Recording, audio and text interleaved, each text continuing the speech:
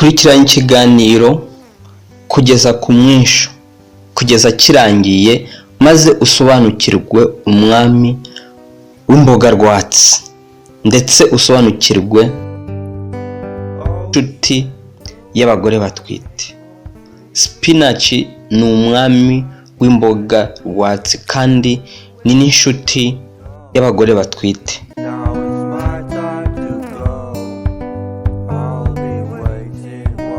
Ikaze mu kiganiro cy'ubuzima ndetse ikaze kuri Mega Mind Life TV. Uno munsi turaganira byinshi kuri spinach.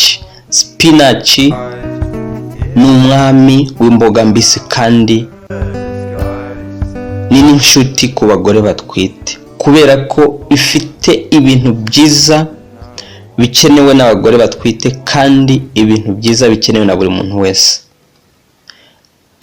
Spinach rero ifite proteine, ifite fibers, ifite vitamine A, vitamine B1, B6 na B12 kandi spinach ifite vitamine C na E ikize ku myunyungugu ndetse n'ubutabire. Hari ibintu by'ingenzi rero spinach yamarira ubuzima bwawe.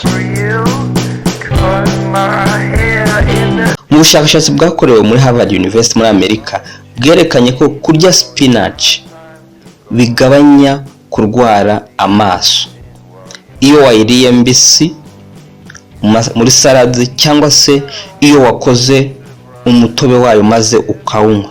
Ndetse ubushakashatsi bwerekanye ko hagati abantu bafite imyaka 55 na 80 iyo bakunze kurya spinach ikibazo cy'amaso kuri bo gikemuka, bityo bikabafasha ntibagire ikibazo cy'amaso ndetse bakaba bashobora no gusoma badakoresheje amarinete.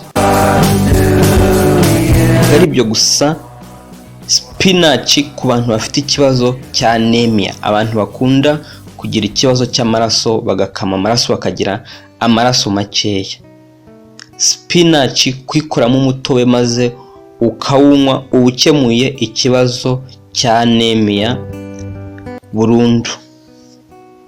Ariko biba byiza no kuvuga ngo iyo ukomeje uyu mutobe ukawunywa ntabwo ari ukuwunywa rimwe gusa ngo uhise ukemura icyo kibazo, ahubwo ni ukukunda uwo mutobe ukajya ukoresha ndetse n'izi mboga ukajya uzirya mu gihe cyose gishoboka.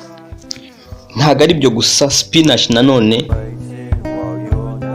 ku bantu bafite ikibazo cy'ibinure byinshi, spinach irabafasha maze ibinure bikagabanuka mu buryo bwo gukoresha umutobe wayo ndetse no kurya izi mboga muri saladi cyangwa se wazitetse ariko ntuzihishe cyane, kuko iyo wazitetse ukazihisha cyane hari intungamubiri wica.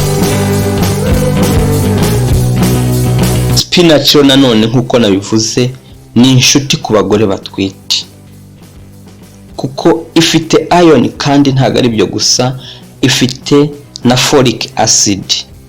Iyi folic acid rero nituma umwana uri mu nda atagira ibibazo by'ubusembwa cyangwa se ubumuga mu gihe ari mu nda ari gukura. Niyo mpamvu navuze ko spinach ari inshuti ngo rutwite kuko izamugirira akamaro kandi izarinda n'umwana uri mu nda. Ku badamu rero, ku bagore batwite, ni byiza ko izi mboga za spinach bazirya ndetse bakanywa n'umutobe wazo kugira ngo bafashe abana bari mu nda ndetse nabo bifashe. Uretse ibyo, spinach nanone yongera imbaraga. Abantu bakunda gukora imirimo y'imbaraga, spinach yongera imbaraga, iraboostinga, bityo bigatuma umuntu agira imbaraga maze agakora nk'imashini. Kuyirya rero ndetse no kuyinywa ni byiza mu mutobe.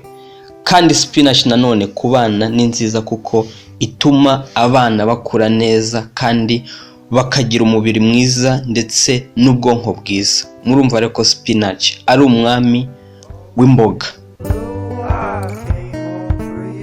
Mu bijyanye na spinach rero naha bigarukiye. Icy'ingenzi nuko spinach garagara kandi iboneka hose, idahenze. Nta rwitwazo rero umuntu yagira guko spinach atayibona.